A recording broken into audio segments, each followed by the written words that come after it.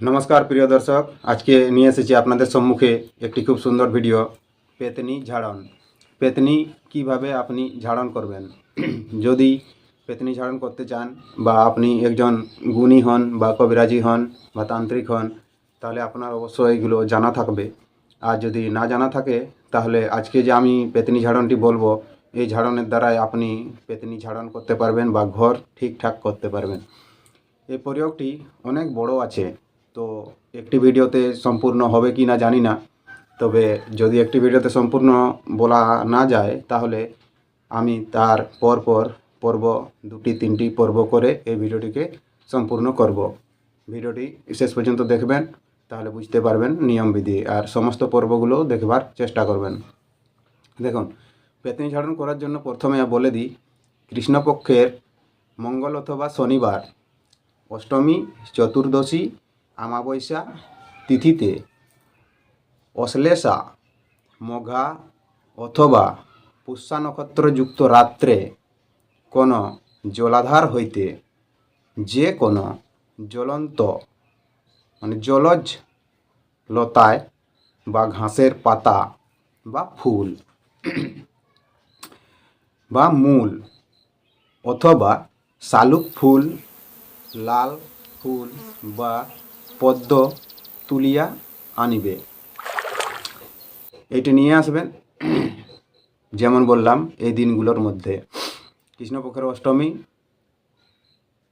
মঙ্গলবার অথবা শনিবার, চতুর্দশী, আমাবস্যা তিথিতে, অশ্লেষা, মঘা অথবা পুষ্যা নক্ষত্রযুক্ত রাত্রে। তো তারপরে কি করবেন, গৃহে আনিয়া তাহার একটি প্রথম মন্ত্রে 3বার অভিমন্ত্রিত করিয়া রোগী বা রোগিণী যাহাকে দৃষ্টি করিয়াছে তাহার গৃহে যে কোনো স্থানে রাখিবে। তো সেই ঘরের যে কোনো স্থানে রাখবেন যার বাড়িতে এটি পেতনি ঝাড়ন করবেন। তো প্রথম মন্ত্রে দেখুন, মন্ত্র অনেকগুলো আছে। এখন প্রথম মন্ত্র, দ্বিতীয় মন্ত্র, তৃতীয় মন্ত্র, চতুর্থ মন্ত্র এরকমভাবে এটি দেওয়া আছে। তো এখন এর একটি ভিডিওতে সম্পূর্ণ হবে কিনা জানি না, প্রথমেই বললাম, তো তার পর্ব আমি আলাদা আলাদা করে দেব, ঠিক আছে। এবং বাকিগুলি গৃহের দরজায় রাখবেন। দেখুন, একটি ফুল ঘরের কোণে রাখবেন এবং বাকিগুলি ঘরের দরজায় দিবেন, সদর দরজায়, ও একটি ভিতরের দরজায় দিবেন। 2 স্থানে গোবর জলের ছড়া দিবেন। গোবর জলের ছড়া দিবেন, পিঠে বুকে মারনু, তারপরে সেটাকে রাখবেন। আজ্ঞা কালিকার দ্বিতীয় মন্ত্র, পাতালের জল লইনু হাতে করে, তার হ্রিং মন্ত্রে মারিনু পালা 3 বার করি, কার আজ্ঞে বাম পায়ের গোড়ালি শীঘ্র যা আঘাত করবে। ঠিক আছে, বাম পায়ের গোড়ালি দিয়া আঘাত করিবে।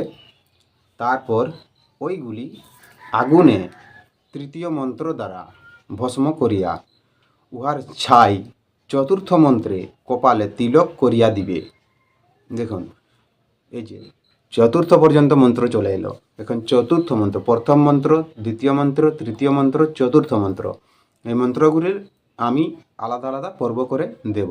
পেতনি ঝাড়নের 4টি মন্ত্র আপনারা 4 দিন লাগাতার পেয়ে যাবেন। তো এইগুলো আপনারা মুখস্থ করে নেবেন। তারপর যে 4র্থ মন্ত্রে এগুলো ভস্ম করার পরে কপালে তিলক ধারণ করবেন। যদি একদিনে কোনো ফল না হয় তাহলে তার পর দিন এইরূপ আবার করবে, 2 দিন করবেন। একদিনে যদি সেটি কাটা না হয় তাহলে দ্বিতীয় দিনে আরেকবার করবেন, ঠিক আছে। খুব সহজ প্রয়োগ এটি একটি। এদের নাম, ঠাকুর বাগরের নাম জানতে হবে আপনাকে, কেমনভাবে করতে হবে। আপনি তো জানেন, আপনি একজন তান্ত্রিক মানুষ বা কবিরাজি করেন, তো আপনার এগুলো জানা থাকবে। তো এইটি যেমনভাবে বললাম এমনভাবে করবেন। আর পর্বগুলো দেখবেন, পর্ব কালকে থেকে আমি রেগুলার পর্ব দেব। এগুলোর 4টি মন্ত্র যে বলা হলো, 4টি মন্ত্র আপনাদের সম্মুখে নিয়ে আসবো, সেগুলো আপনি মুখস্থ করবেন। তো বন্ধু, যদি ভিডিওটি ভালো লাগে থাকে ভিডিওটিকে একটু লাইক অবশ্যই করবেন। চ্যানেলে প্রথমবার এসে থাকলে চ্যানেলটিকে সাবস্ক্রাইব করে পাশে থাকবেন, আর নোটিফিকেশনটি টিপে অন করে রাখবেন। যাতে আমি ভিডিও আপলোড করলে সর্বপ্রথম নোটিফিকেশনটি আপনি পাবেন। বন্ধু দেখুন, আপনারা সব সময় কমেন্ট করেন শুধু বশীকরণ। বশীকরণ শুধু শিখলে হবে না, কবিরাজি লাইনে অনেক রকম বিদ্যা শিখতে হবে, অনেক রকম কার্য করতে হবে।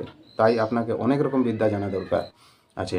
কুজ্ঞান কাটান, বান কাটান, সিঙ্গার কাটান, ভূত প্রেত কাটান, বাস্তুদোষ কাটান, ঘর ঠিক করা, এই সমস্ত বিদ্যা আপনাকে জানতে হবে। ভার কাটান বা অনেক রকম যেগুলো আপনি জানেন বা যেগুলো মানুষের সমস্যা হয়, সেই সমস্যাগুলোর সবু রকমের সমাধান জানা দরকার, তবে যাই আপনি অনেক রকম কাজ করতে পারবেন। তাহলে বন্ধু, আজকের ভিডিও এখানেই শেষ করলাম। দেখা হবে আবার একটি নতুন ভিডিওতে। ততক্ষণ পর্যন্ত আপনি আপনার খেয়াল রাখবেন।